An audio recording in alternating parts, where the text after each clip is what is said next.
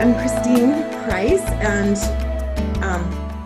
in the name change to Christine Hull. So I'll probably be publishing under Christine Hull, several things. But today I'm going to talk about the three awakenings. So this is, when I've posted on Facebook about this, I've shared that this is the thing that, it's like 34 years of experience dialed into 90 minutes. So we're going to see how this goes. So here's my background. I have a doctorate in natural medicine from Quantum University and a master's degree in psychology. And so that together creates this integrative mental health training or background. And so in alternative medicine, a doctor a lot of times will be trained in an alternative approach, and that creates an integrative medicine. But integrative mental health is something that we don't hear as much about.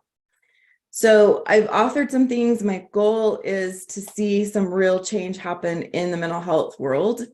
And I'm consulting with some organizations to see if we can make those change happen on an organizational level through programs that are reaching hundreds of thousands or thousands of people. But really, it might take legal changes or lobbying, and that's something else my team is working on, is to see if we can make a difference in Utah law to allow for the mental health industry to open up more to holistic approaches. So I've been, on podcasts and different health venues, and here's basically the thing that I haven't done is try to walk people through the whole process and where this goes. I'm one of those people, I like to know, where does this lead? And so I haven't been as vocal and visible because I wanted to know, where does this lead? That's what I'm going to talk about today. It's kind of interesting. So it is about raising consciousness. And some of that is through meditation. And so I developed quantum wholeness meditation it's been about 8 years ago. And the intention of these groups, where we gather and use intention specifically, is to raise the frequency of mental health and expand awareness of the frequency level model. So hopefully we can even talk in these terms and be able to, to have a common language and evaluation tool, so to speak, on where things vibrate, where they're at vibrationally. That's what you're going to learn today. So I developed the Conscious Community College, and it is spelled with a capital U, in 2020. And I've trained dozens of quantum practitioners practitioners in the EFT method on their way to becoming more skillful in some of these consciousness tools. And so the quantum wholeness meditation itself and the complete EFT method have been accredited internationally. So I'm working to even maybe regulate those as practices. I love research. And so that's something that gets attention, is when things can show measurable change, something that needs to be done more in mental health. All right.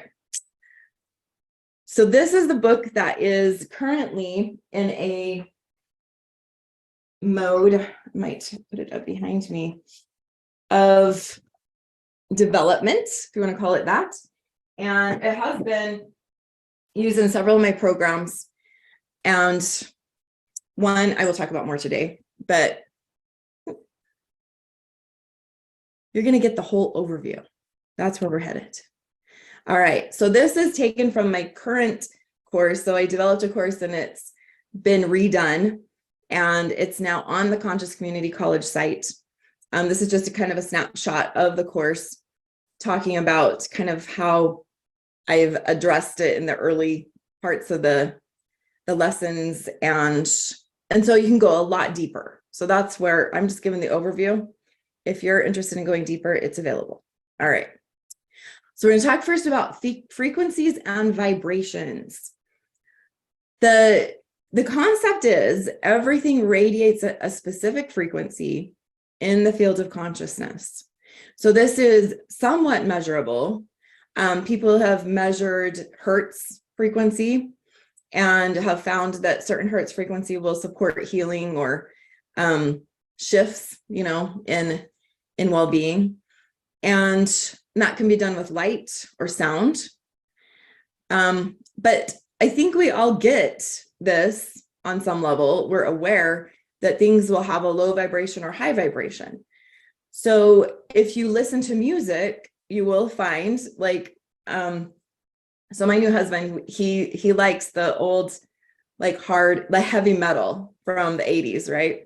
And so we'll listen to that, and that feels different. Like there's power behind it. There's a lot of masculine energy behind it. It's not something that you necessarily want to listen to all the time, right? If you want to get motivated, and I just tackled some snow in my backyard, that would have been helpful in tackling the snow, you know, like it's battle music almost, right? And so that's a vibration. And so are hymns. Hymns are a totally different vibration. You're not going to want to listen to them all the time. You're not going to want to listen to them at the gym necessarily, right? But you may want to listen to them when you're seated in a chapel and you have, you know, a state of mind that you're wanting to be uplifted. So it's very different vibration. And I think people get that. Well, there's actually ways to calibrate that. So Dr. Hawkins, who was a neuropsychiatrist, calibrated these frequencies and established them as as quantifiable. And by doing that, he has basically in his scale of 0 to beyond 1,000, he's calibrated, and I'll explain more of that, but 600 is enlightenment. So that's the scale I'm working with. Someone asked me the other day about scales that talk about thousands and tens of thousands in the frequency range, and I don't attempt to work with that. So you'll see I simplify it, but it's applicable to all these different things: emotions, attitudes, music, literature. All those things hold a frequency and calibration.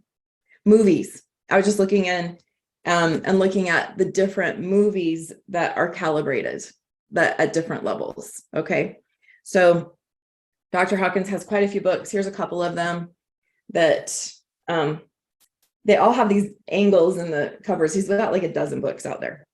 But those, if you want to go deeper, that's a lot of depth. All right. This is very commonly viewed. You see it a lot of places. It's his map of consciousness that's really a scale of emotional states.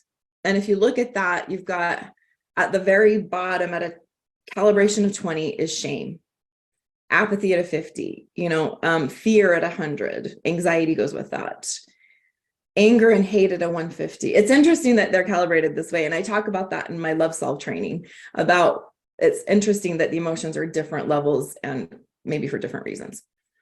But then you get up to like neutrality and trust. And that's interesting. Our group has been talking about the word trust at a 250. And then it goes up from there to where you get peace and enlightenment, that 600 frequency and above, and love at 500. Okay, so you can kind of just look at that and get a sense of like how wide of a range that spans in all of human experience. All right, each level has a calibration. So from a 100 to a 700, that's where I've kind of positioned the pyramid that I'm working with and the levels I'm going to talk about. So I'm marking this out in 100, in these, basic numbers. There's things that fit all in between. But if you look at the pyramid type model, you see that there's a lot more at the bottom and a lot less at the top. And that is realistically going on. All right. But I've also looked at a correlation to the energy of going all the way from the physical realm to the spiritual realm and these things in between, with emotional in the middle. So this is something I talk about more in the book, in A Ladder of Love. Okay. Levels of light. So does anybody recognize this? This is basically kind of a way of looking at the chakra map. Okay, and so it also correlates with the 7 chakras. And you could also look at it as the 7 colors of the rainbow, so to speak, because you can see that that's how the chakra map has been defined to some extent. It's pretty universal that the root chakra is red and it moves up to that range of purple. So you've got the light spectrum with infrared on one side, ultraviolet on the other, and towards the top, you get the ultraviolet idea. Okay, so hopefully, so this is just kind of, for me, it's basic. If this is all new to you, stay with us because we're going to start kind of from the beginning. And if all that made sense, you're probably at a 400 to 500 frequency. You may have experienced the first awakening, if not the second awakening. And if that's like all new to you, life may be nudging you toward the first awakening. And here's what the nudging may look like. You ready? Okay, I want you to kind of visualize in your mind, how would life nudge someone to wake up? Think about someone who's sleeping, right? How do you get them to wake up? Well, nudging happens at different levels, right? So has anybody like known anyone who's like a deep sleeper, right? And then light sleepers, and the nudging looks different. So I'm going to share what it looks like for a deep sleeper in the next page. I mean, that just kind of like hits you, right? It's this hitting bottom, loss, tragedy, heartbreak. I mean, you just look at those pages. Do you notice that? Like, it feels heavy. It feels overwhelming. It feels like, oh, why is life doing this? And the principle behind this is life does this to wake you up. And if you look at it that way, and the sooner you wake up, right, maybe the lighter the nudge, potentially. All right. So here's the big question. Is this life experience, if you've had one of these, okay, or a nudge of some sort, raising you or lowering you? So you could be at a average range of frequency in your life, which looks like, doing your job, showing up every day, making ends meet. That's what that could look like. And something like this could hit you and you could drop and you could shut down and not show up at work and go to bed and pull the covers over your eyes and close the blinds. Well, you have to close the blinds before you put the covers over your eyes. But anyway, you get the idea. Not funny, really. I mean, it is. That's what happens is this nudge will come on. And sometimes people are like, oh, let me take a sleeping pill on this one. I'm really going to sleep now. And sometimes you wake up, but the challenge is you wake up to the full emotional impact of what's going on. And really what this is all about is showing up emotionally. So the question is, are you drowning, treading water, or finding your two oars and rowing? So back when I showed you some of the items on the course, I start with a metaphor or an analogy or parable, if you want to call it that, of a raft.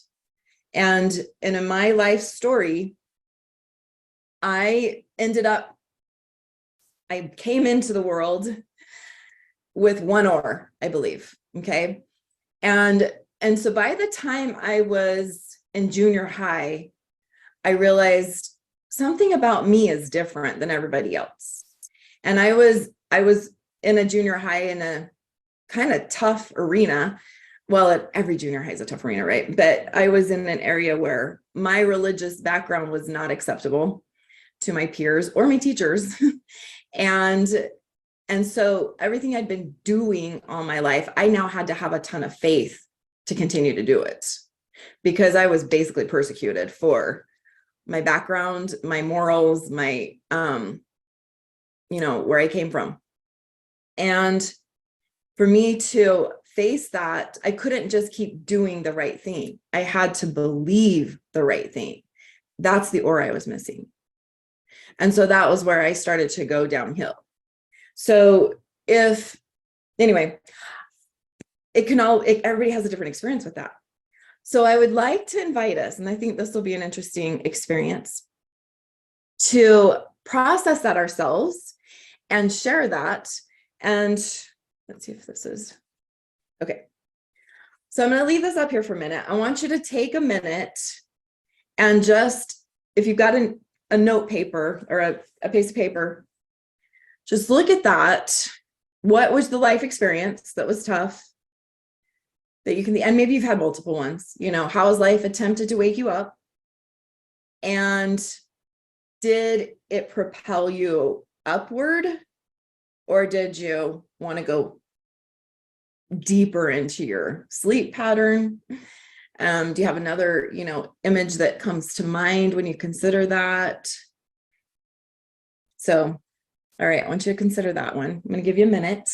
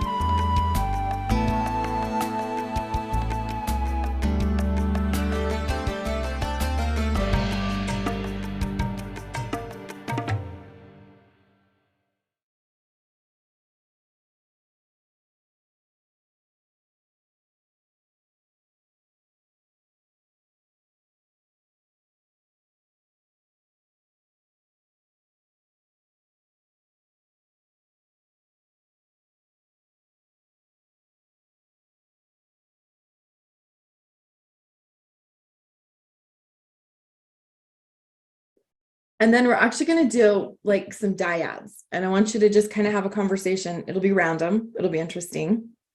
John, you can pause the recording. So I can relate to that as well, as far as like a feeling emotionally disconnected from someone.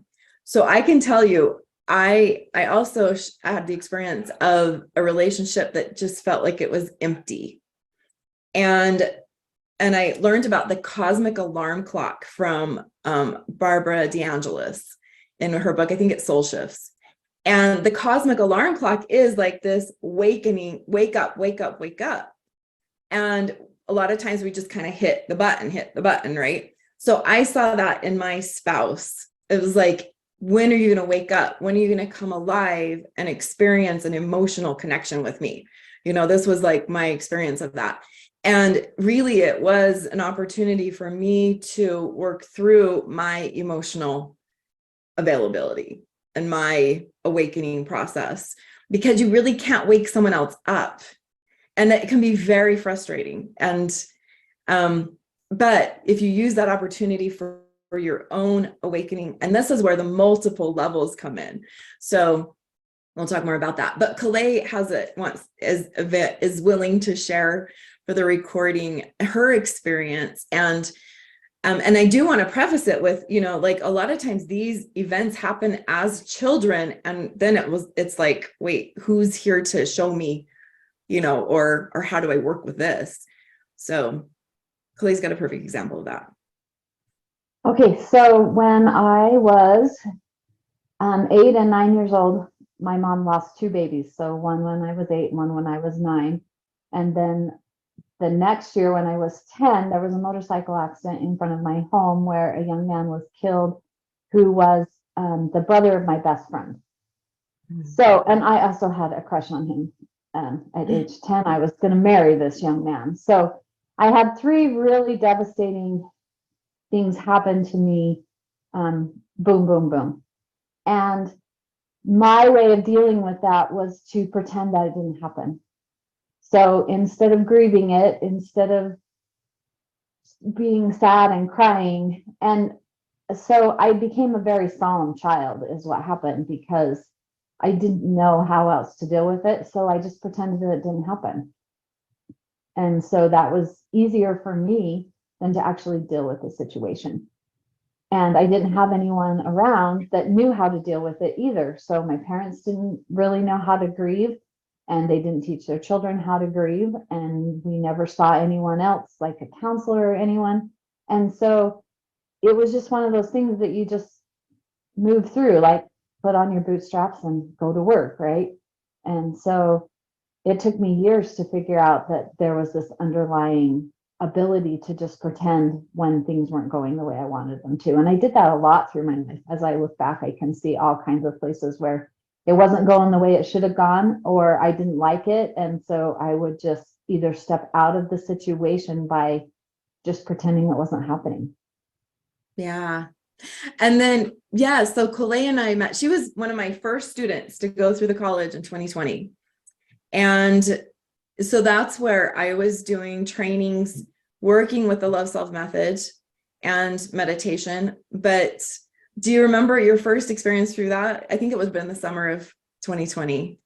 What did that look like for you? It was really, it was probably when my first awakening really happened. I mean, I was doing foot zoning and I was understanding things, but not on the level that I needed to understand in order to be good at what I was Not at the doing. depth. Yeah, not at the depth. So especially if you lived a life of pretending. Right. And procedures were really good for me. I would do it just the way I learned it. I was safe that way. So everything I did in my life had to be safe, and it had to look just like someone else taught me how to do it. And I still, yeah, and I still have that problem. If I want to do something, I need to find someone else who's already doing it, and then I just do it like them. But I'm getting better at going, okay, so that was really cool. I'm going to take that piece. And that was really cool. I'm going to take this piece. And so I now look for multiple people who have learned something and take pieces of what they've got instead of just one procedure. But that's my experience with you in the last 2.5 years is you are authentic.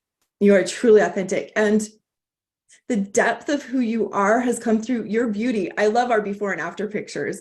I mean, you just radiate and you have this style, and it is like, I am me kind of. And it's amazing to watch that, because when someone does go through that true awakening process, like you see it, you feel it, people know it.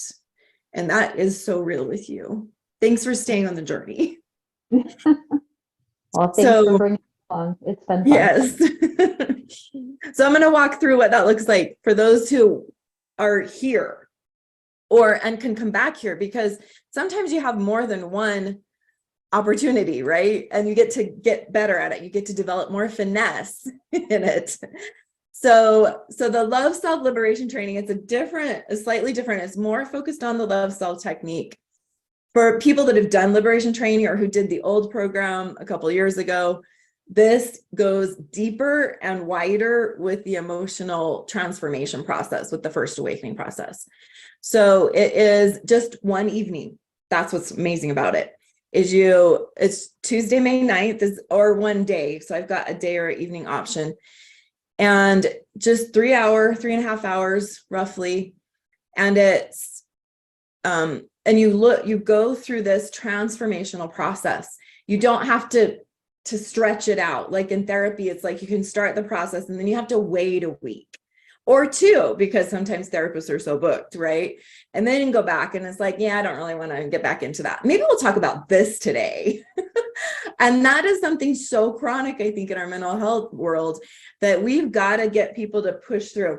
So something that I went through a breakthrough training, and it was 3.5 days, not hours, 3.5 days. And I had a breakthrough experience. And I remember saying at the end of it, I was like, wow, I got more done in 3.5 days than 10 years of therapy. But I really like efficiency. So what I've pulled together is just all in one experience. And then you get a workbook. And so you get the tools to do this on your own, but you have the breakthrough experience, boom, right there. And so we also look at your frequency level before you come in and look at where it, what shifts for you as a process. And this does involve the EFT method as well. So, and it's a really small group, kind of like what we're doing today, but really safe, secure environment to go through this. These are the emotional wells. So on the left, you see the negative well. Sue was talking about doing an inventory. Basically, that's the inventory, is the negative well. Some people feel like once you dive into negative emotions, you don't know if you're ever going to come out. And I can guarantee you come out because I've created a map and a blueprint that allows you to move through it and get through it and not get stuck in it. And then, like I mentioned, the tapping is part of that, releasing it not just from your mind and heart, but through your energy body. So it's gone. And then you move into the what we call the emotional alchemy, where you start to transform that experience or those emotions into powerful vibrations in the positive well. So all that happens in this experience. And so anyway, so we use the materials, you get assessments, you can kind of see where you're at. We've even shown, like, through these programs, true change is happening. People are becoming more mindful, more self-compassionate. Their life satisfaction is going up. Because if you can remove the negative weight of emotional stuff, all kinds of things can happen. You make more money. You have, it's like you go through work days easier. You have a sense of like relief when you're parenting instead of heaviness when you're parenting. There's so much benefit to this. And it's amazing to have the tools because in your family system, you can use them as well. So I do have opportunities also for facilitators. It is only $199 now. It used to be $399 because there was a lot more to it. I realized really the piece that we want people to get, I can do this for half the price and create the opportunity for you to get what you need in the process you need it, so that we're not moving you too fast through that. And you can get EFT facilitators and other people that if you want private experiences and personal experiences with it. Some of you, this is maybe where you're at, and you may not want to talk about the second awakening yet. So I want you to kind of sit with this, because for some, it might be enough to just start the emotional processing. The rest of it, it becomes a little mind-blowing. If you don't do the emotional work, the second awakening will put you in the hospital. I can tell you from experience. So I did not have the emotional tools in 1995 to process through what was going on in my life, being married to an alcoholic drug addict. I was doing Al-Anon. I was doing 12-step work. I couldn't afford therapy. It was not as easily accessible as it is now. And my sponsors could take me so far, but it wasn't like they were trained in emotional tools. So my experience is I actually had a mental breakdown in 1995. And I had, at that point in time, I'd gone through my first awakening in 1988 as I was transformed through, as an addict, I was transformed into sobriety overnight through that spiritual awakening. But I didn't have the emotional tools or examples, sorry, but in 1995, my mom had not figured this out either. And so I didn't have, anyone in my life really to walk me through the emotional work. And I had a bachelor's degree in psychology, but there was no talk of emotions in that whole bachelor's degree. I'll talk about my master's in a minute. So I'm just gonna do the pre-warning that if you've got emotional work to do, you probably don't want to look at the second awakening yet.